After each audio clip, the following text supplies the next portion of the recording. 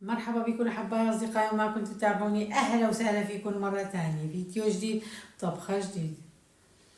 وبشكر كل واحد انضم إلى قناة جديد، وأهلا وسهلا فيكم وين ما كنتوا تكونوا. تحياتي لكم جميعا، القديم والجديد. وبشكر كل واحد عم يبعث لي صور على الانستغرام وعلى تيك توك أكلاتهم يلي بتشهي وراضين عن نتيجة طبخاتي. بشكركم جزيل الشكر وألف صحة وهنا على قلبكم. وهيك بدنا نجهز حالنا ونروح على المطبخ. بالبداية سمي بالله. عندنا الخيار، أنا اشتريته من المزرعة، قطفتهم بإيدي. رح نعمل أطيب مخلل. رح أغسلهم كتير منيح وبعدها رح أنظفهم مثل مو شايفين. طبعا أنا بحاول أحطهم القياسات جنب بعض مشان لما أنزلهم على المرطبانات ما أتعذب فيهم، يعني الصغير على جنب والكبير على جنب مثل مو شايفين بالصورة. رح نحتاج مرطبان. المرطبان لازم يكون مغسول كتير منيح ومعقم. هون عندي الخل، خل التفاح وأي نوع خل بيصير. هالعملية كتير ضرورية، بتخضوا شوي من الخل وبعدها رح تتخلصوا منه. هي بعد ما تستوي ما بتخلي طبقة البيضة بتجي على المخلل مثل مو شايفين. شوفوا لي اياها، القياسات حطيتهم جنب بعض هيك ما راح تعذب فيهم. راح استمر فيهم على هالشكل هذا. طبعا هون عندي الحمص بس غاسلته،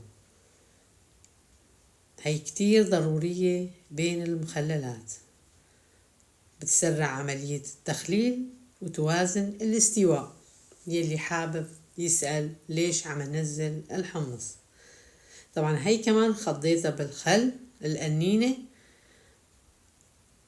وكمان تخلص من الخل. أي نوع خل عندكم ما في أي مشكلة. بصراحة أنا عاملة الفيديو من قبل فترة وما حسنت أنزل لبعض الظروف، بعتذر منكم. وأنا قبل هلا عاملة أنواع تانية للمخلل، مخلل الخس وكمان التروزي أو القدسة تبع اللفت.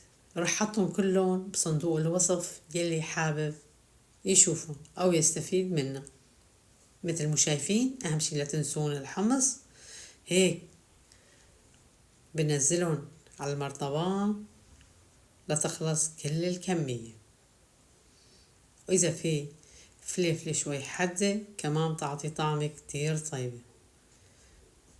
مثل ما شايفين أنا بحط حبة توم تعطي نكهة كمان طيبة بس ما بكتر. بالنسبة للمي، المي عندي الكاس، كاس المعيار يعني 250 ملي. كل كاسة بتاخد ملعقة ملح، ملعقة خل، ربع ملعقة سكر أو ملعقة صغيرة مثل مو شايفين بالصورة كيف الملعقة صغيرة. هي أنا نزلت 4 كاسات مي، رح نحتاج 4 ملاعق صغيرة سكر، ورح ننزل عليهم 4 ملاعق ملح. الملح خشن أو ناعم ما في مشكلة، أهم شي يكون من دون يود، ملح صخري. ورح ننزل عليهم 4 ملاعق خل. انتو بتعايروا كم كاسة بتحتاجوا، تمشوا على هالشكل هاد. هون عندي الزعفران، هاد مجرد لون فقط ما بتعطي طعم بنوب، فيكن تستغنوا عنه كمان بس تعطيه لون كتير حلو. طبعا أنا العبوة الكبيرة تاخد 4 كاسات، يعني أنا بحسبهم وبعدها بعمل كمية كبيرة وبنزلهم. انتو بتحسبوها كم كاسة راح تعتازوا مشان ما تعملوا الكمية زيادة. مثل ما شايفين هي أخذت 4 كاسات. طبعا هي بتاخد كاستين، وهي الكبيرة بتاخد 4 كاسات، يعني هيك بحسبه. دائما بحسب كم كاسة بعملها، ما بعمل زيادة. عندي هالقطعة البلاستيك بحطهم على المخلل، والفليفلة بتعطي طعم كتير طيبة. راح انزلهم. اهم شي الغطا يكون منيح، ما بتسرب هوا. راح نقلبهم على الغطا طبعا ل15 يوم راح يكونوا جاهزين. جبت معي البندورة كمان راح اعملها مخلل، راح تتفاجئوا بالنتيجة مثل مو شايفين. دائما بعمل هالخطوة هاي كتير ضرورية. شوية خل بعقمها، وبعد ما تتخلل مستحيل تجي عليها الرغوة البيضاء. قد ما ضلت هيك راح نقيم شي المو مرغوب فيه، وراح ننزلهم على المرطبة. طبعا انا بقسمهم هيك اقسام. لو بتعرفوا قديه طيبة، واي نوع مخلل بدكن اياه تقريبا كلهم على نفس المعيار راح تزبط معكم 100% تقريبا كل المخللات. الطريقة مضمونة 100%.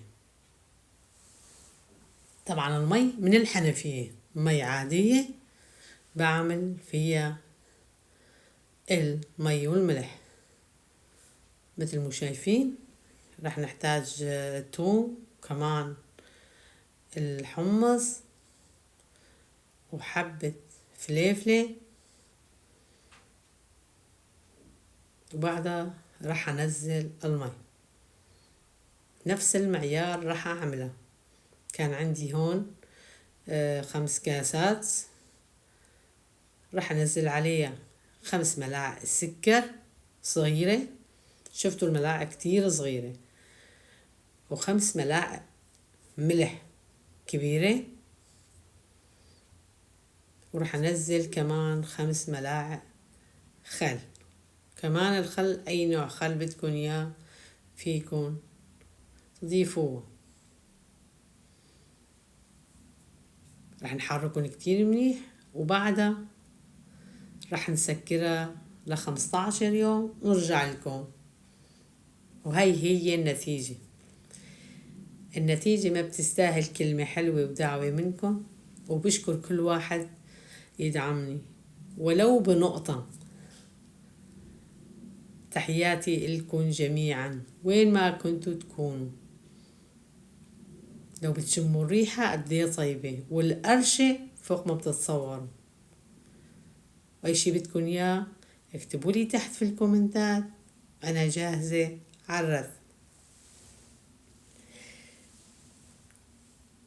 هيك أحباي بنكون وصلنا لنهاية وصفتنا لليوم. بتمنى قدمت شي فاتكن ونالت إعجابكن. إن شاء الله رح نلتقي عن قريب فيديو جديد، طبخة جديدة بإذن الله. دمتم جميعا في أمان الله، والسلام عليكم.